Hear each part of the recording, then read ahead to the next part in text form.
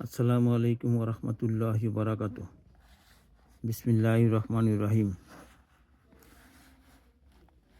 কোরআন শরীফের সূরা তোহার ৪৯ নম্বর আয়াত থেকে ৫৩ নম্বর আয়াত, এর বাংলা তর্জমা।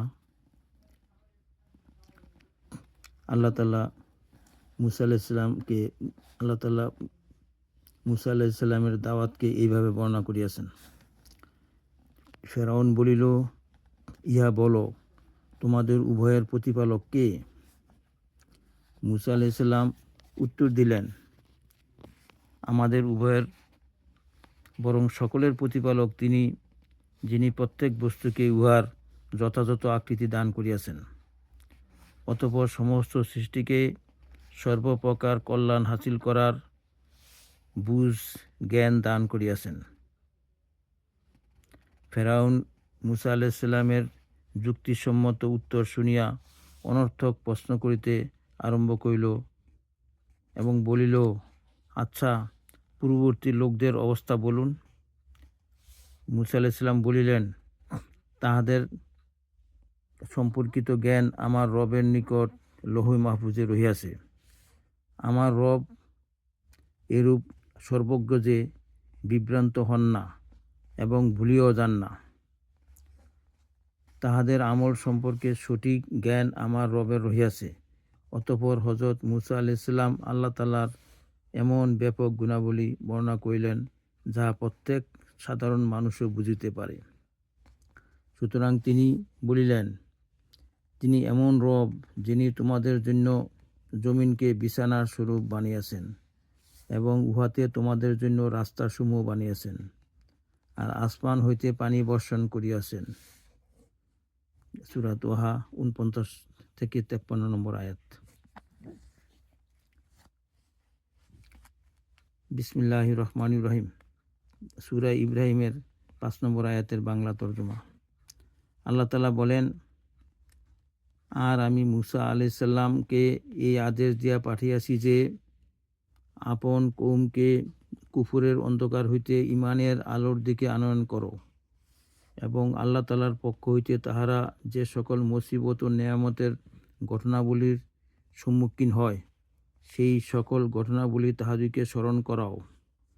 কেননা সেই সকল ঘটনাবলীর মধ্যে প্রত্যেক ধৈর্যশীল ও শকর গুজার লোকদের জন্য বড় নিদর্শন স্বরূপ রহিয়াছে। সূরা ইব্রাহিম আয়াত নম্বর ৫। বিসমিল্লাহির রহমানির রহিম। সূরা আরাফের ৬৮ নম্বর আয়াতের বাংলা তর্জমা। আল্লাহ তাআলা বলেন, নূহ আলাইহিসসালাম তাহার কওমকে বলিলেন, আমি তোমাদেরকে আমার রবের পয়গাম সমূহ পৌঁছাইতেছি এবং আমি তোমাদের সত্যিকার হিতাকাঙ্ক্ষী। সূরা আরাফের ৬৮ নম্বর আয়াত। বিসমিল্লাহির রহমানির রহিম। সূরা মুমিনের ৩৮ থেকে ৪৫ নম্বর আয়াতের বাংলা তর্জমা। আল্লাহ তাআলা বলেন, ফেরাউনের কওম হইতে সেই ব্যক্তি যে মুসা আলাইহিসসালামের উপর ঈমান আনিয়াছিল এবং স্বীয় ঈমানকে গোপন করিয়া রাখিয়াছিল, নিজের কওমকে বলিল, আমার ভাইয়েরা, তোমরা আমার অনুসরণ করো, আমি তোমাদেরকে নেকির রাস্তা বলিয়া দিব।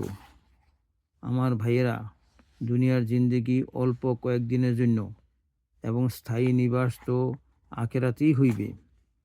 যে খারাপ কাজ করিবে সে প্রতিফলও সেরূপ পাইবে, আর যে নেক কাজ করিয়াছে, পুরুষ হোক আর মহিলা হোক, যদি সে মুমিন হয় তবে জান্নাতে প্রবেশ করিবে, যেখানে তাহারা বেহিসাব রুজি লাভ করিবে।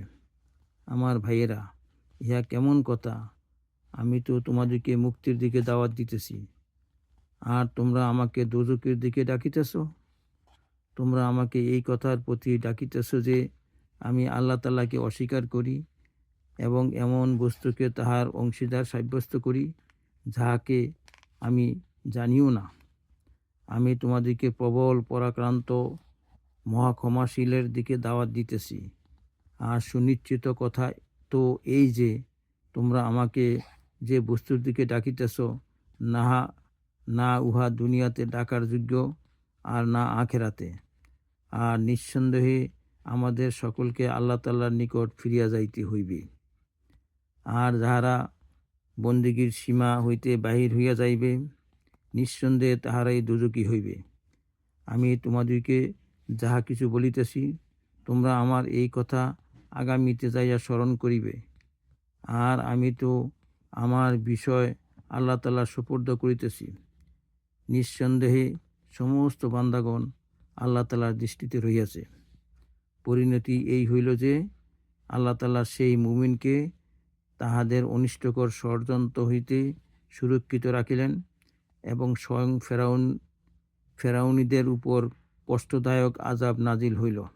সূরা মুমিনের ৩৮ নম্বর থেকে ৪৫ নম্বর আয়াত। ইয়া আল্লাহ আমাদেরকে আমল করার তৌফিক দান করুন।